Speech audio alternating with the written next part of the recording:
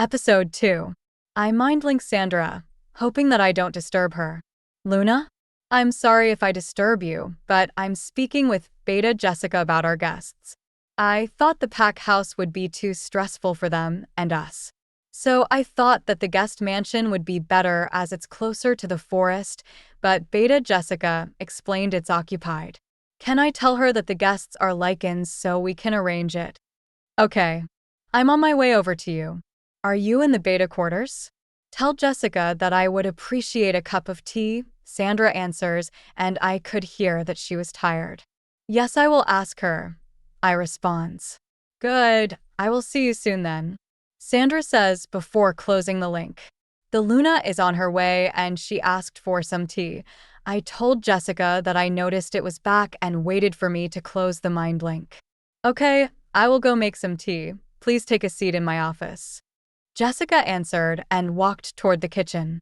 While Beta Jessica is making tea, I walked into her office, knowing my way over there even if I have never been inside the Beta quarters before.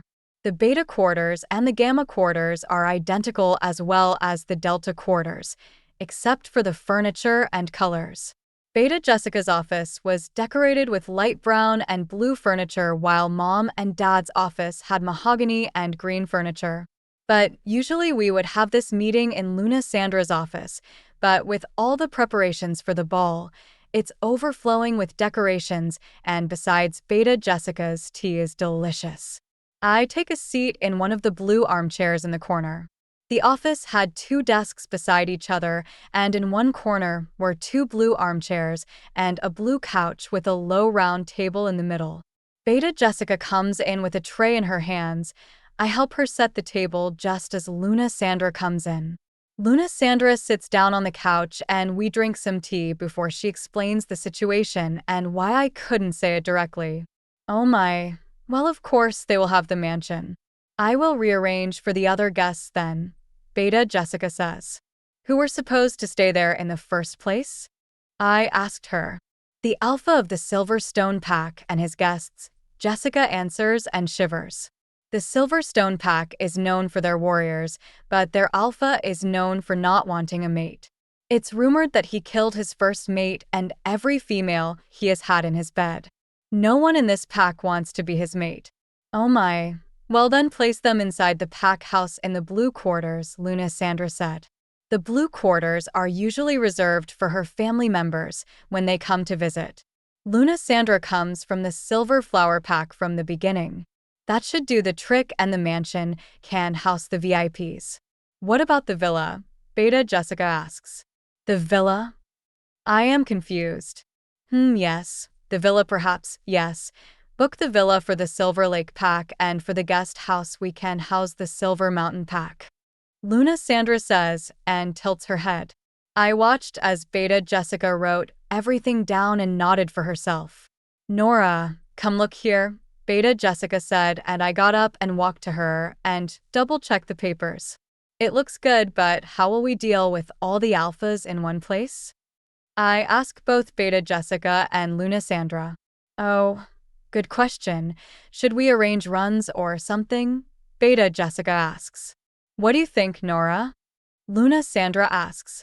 Well, with that many alphas in one place plus our VIPs, there will be a lot of aura fighting. So how about some actual fighting? In the arena, I mean. I say and smile. That's really a good idea, Nora. Thank you. Shall we have them before or after the ball? Luna Sandra says. The day after the ball would be good. If they have found their mates, then they can show off in front of them and those who haven't found theirs can let out the frustration. I say and immediately stay quiet. Luna Sandra and Beta Jessica nod. I felt myself become sad and the room became cold. My wolf urged me to tell them. Luna and Beta, can I tell you something but has to stay between us? I ask them and Beta Jessica gets up and closes the door before sitting again. Yes, of course, Nora, Luna Sandra says. Well, as you both know, my wolf didn't come to me on my 16th birthday, but she did, however, come on my 18th birthday. But she did tell me that we weren't strong enough to shift, so that is why I have trained so hard. My parents and even the Alpha knows of this, but at midnight tomorrow the Alpha will turn me rogue if I don't shift. I tell them. It went quiet when I suddenly felt someone hug me and I looked up and noticed it was Beta Jessica and I hugged her back. When she let me go, we looked at Luna Sandra and saw her eyes glazed over, showing she was mind-linking with someone, when she suddenly growled and we jumped slightly. Jessica, thank you for the tea, I needed that. Nora, you should go and prepare the mansion, take some omegas with you. I will go and talk to my mate. Luna Sandra said and took my hand and practically dragged me out of there. Thank you for the tea, Beta Jessica. I called back for her and she waved at me with a sad smile. Call for Mia and Josh. They will help you. I will make dinner tonight. Tell your parents that all of you will be eating with us at 8 tonight, Luna Sandra said and hurried away. Dinner tonight? Why? I walked downstairs confused and sad, to the kitchen to find the omegas, but both Mia and Josh were already waiting for me. Hello, Nora. Luna mind-linked us, so we prepared the bed linen. Which house are we preparing for? Mia smiled and asked. Good day to you also. We are preparing the mansion for at least 10 guests. I told them and they nodded. The mansion? I have never been there before, Josh says excitedly. Josh is really cute for being a 12-year-old boy and Mia is his mother.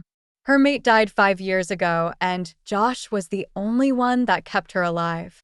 Yes, so we will borrow one of the cars to get there, okay? I say and smile at him. Good, Josh, go and put the boxes in the yellow Jeep, Mia tells him and he skips outside. I wonder when he will notice that he forgot the boxes. Mia shakes her head at her son. He looks happy, I say to Mia and she nods. Yes, Luna said that he could help at the ball with some serving and doing some dishes. Mia smiles. I nod my head and bend down to take one of the boxes and Mia does the same, just as Josh comes running back and says he's sorry.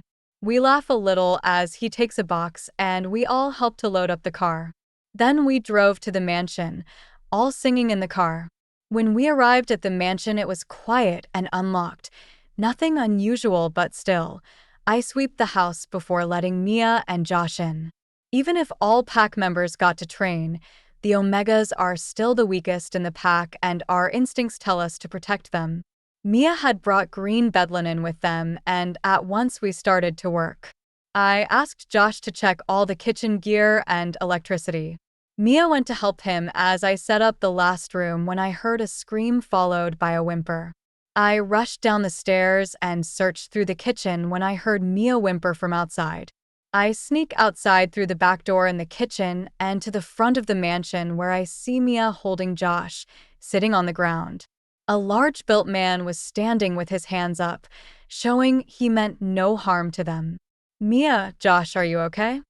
I ask while walking cautiously towards them. Both nodded and showed their necks in submission.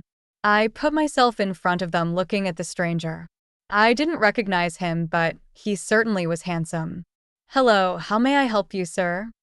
I asked him. I almost gasped when he looked me straight in the eyes. He is a Lycan. Full story is available at novelpalace.com. Click the link in the comment section to get it free.